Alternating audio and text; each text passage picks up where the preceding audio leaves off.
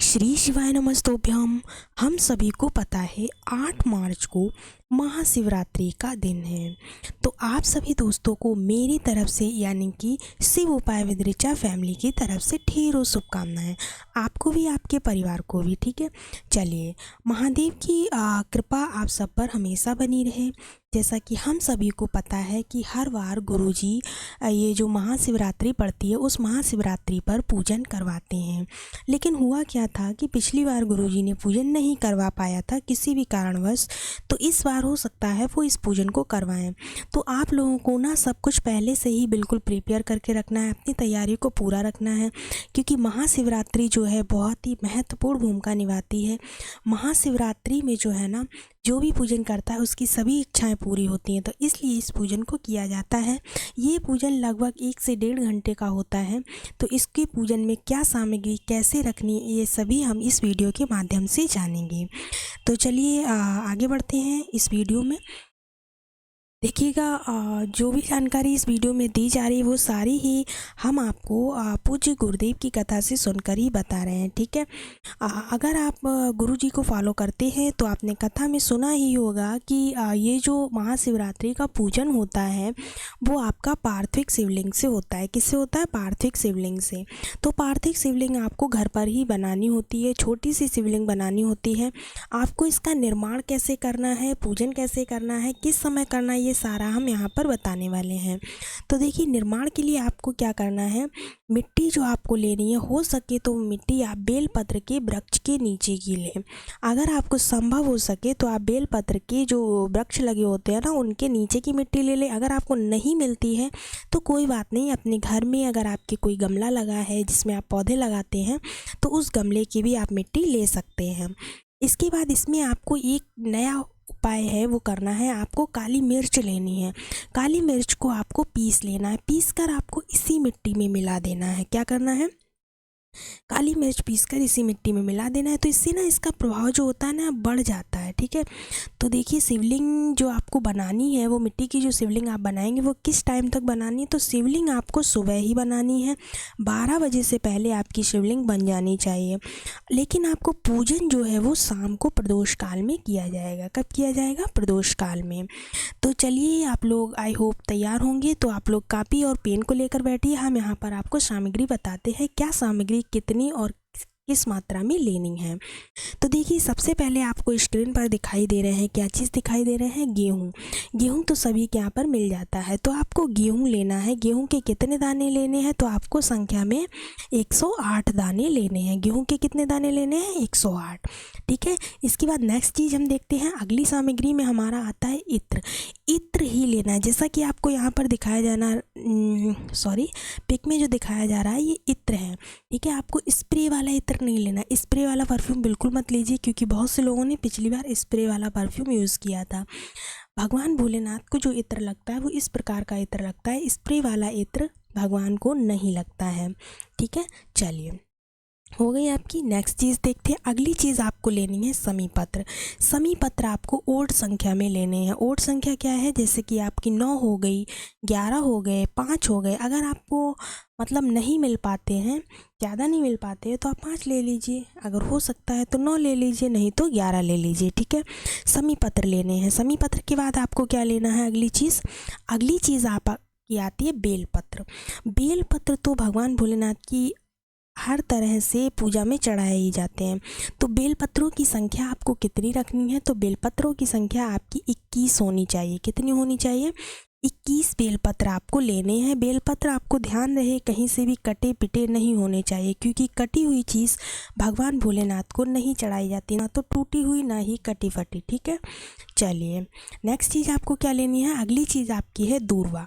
दूर्वा हरी वाली दूर्वा लेनी, जैसे कि आपको इमेज में दिखाई जा रही। सूखी दूर्वा को नहीं लीजिए, भले ही आपको थोड़ी सी मिले, 4-5 पत्तियां ही मिले, पर दूर्वा जो है आपकी हरी ही होनी चाहिए। दूर्वा लेनी है आपको।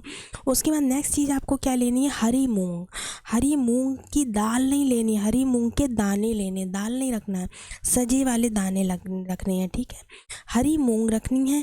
अगर आपको मिल सके तो आप 108 दाने रख लीजिए, अगर नहीं मिल सके तो 21 दाने तो रख ही लीजिए।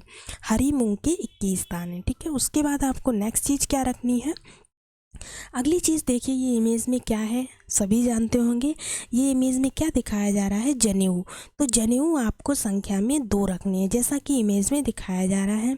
2 जनेऊ भगवान भोलेनाथ पर चढ़ाने के लिए रखने हैं। अगर आप जनेऊ नहीं ला पा रहे हैं, कोई बात नहीं, आपके घर में कच्चा धागा हो, जो कच्चा धागा यूज़ करते हैं ना, वो कच्चा धागा हो तो आप कच्चे धागे को भी जनेऊ के रूप में 6 से 7 बार गोल फेर लें, उसके बाद उसको चढ़ा सकते हैं।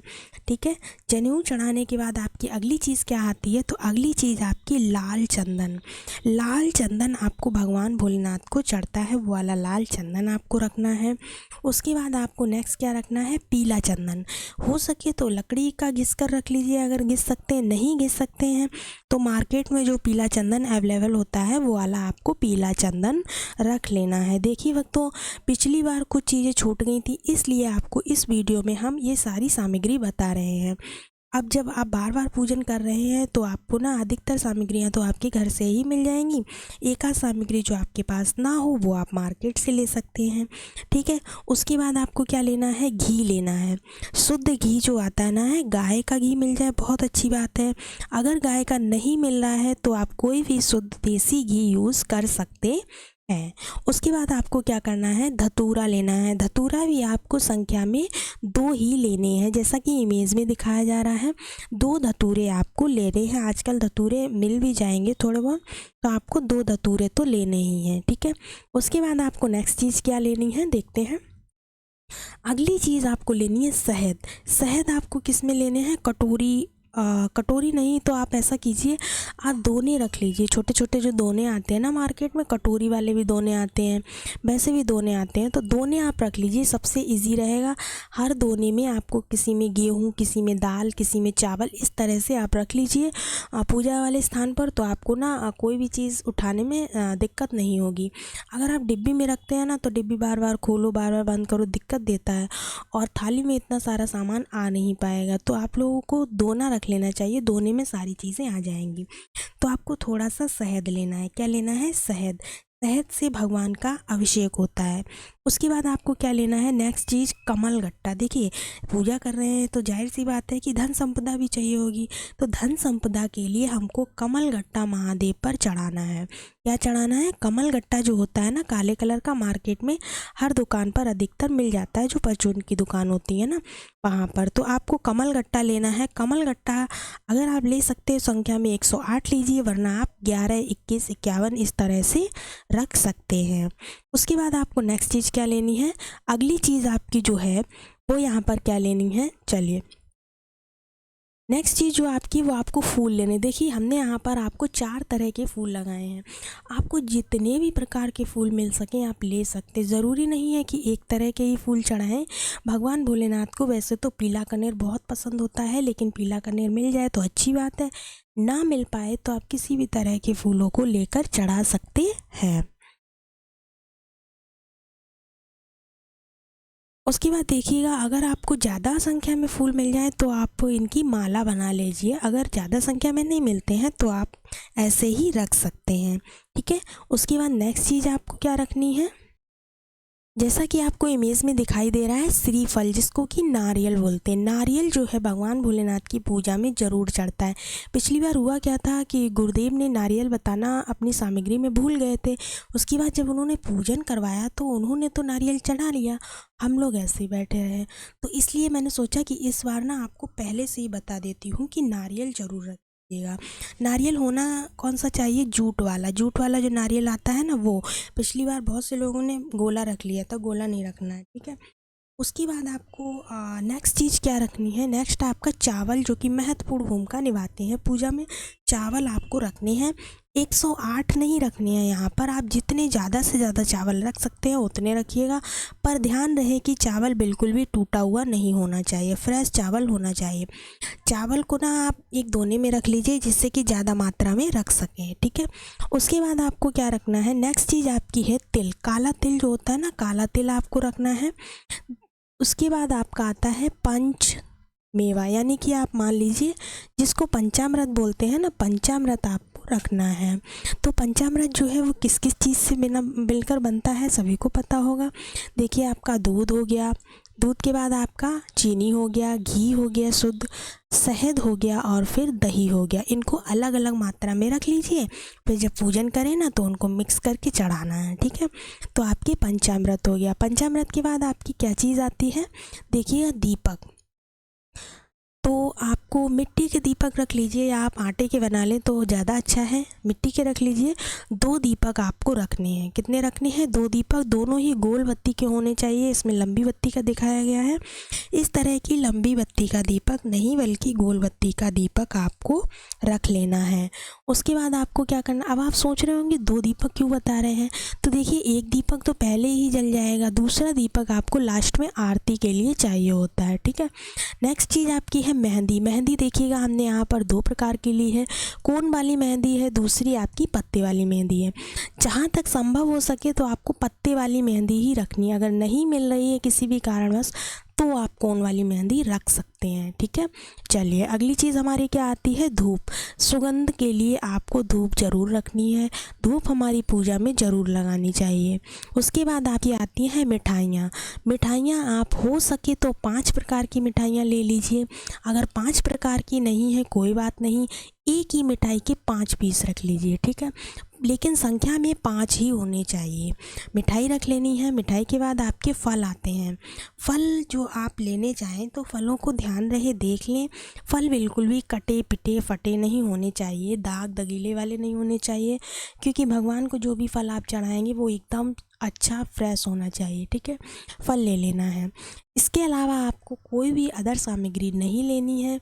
आपको जो भी सामग्री इस पूजा में लगनी थी वो सारी सामग्री हमने यहाँ पर बता दी है।